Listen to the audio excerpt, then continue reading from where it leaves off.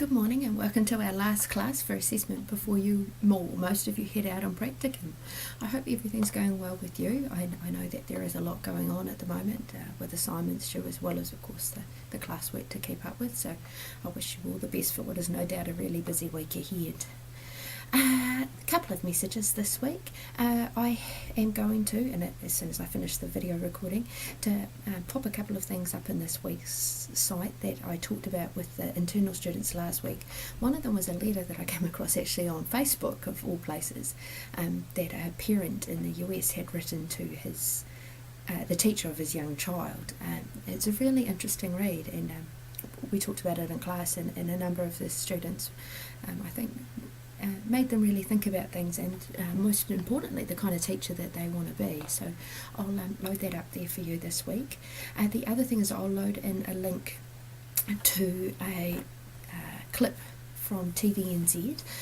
Our very own Professor Claire McLaughlin, who's part of our early years team here at Massey, was interviewed on Breakfast last week talking about the Greens Party's policy around extending the 20 hours to ECE funding to include 2-year-olds. So some of you may be interested in having a watch of that, so I'll put that up as well. So this week, in terms of our class, we shift into Module 3, which builds very nicely from Module 2, where we were talking about the need for greater continuity between the sectors, to now focus on transition, so actually focusing on how children experience that move from early childhood settings into school.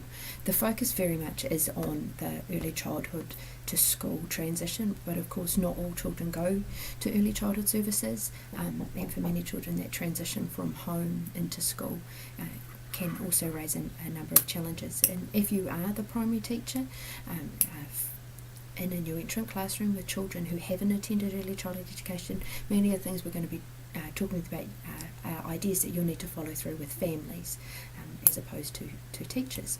So this week there's a little bit of reading for you to do, but also an opportunity to take this back to a personal level and to talk about your own experiences of transition, whether they be what you remember yourself from experience with children, or things you've seen and experienced while you've been out on practicum. Right, that's enough from me. I wish you all a wonderful week ahead. For those of you who are going out on prac, I wish you a learning-filled and successful time on practicum, and that you make the most of all the opportunities that you're given during what is probably your very last practicum. Anyway, have a wonderful week, everybody, and I look forward to reading your contributions and hearing about your own experiences of transition in the online forum. Take care.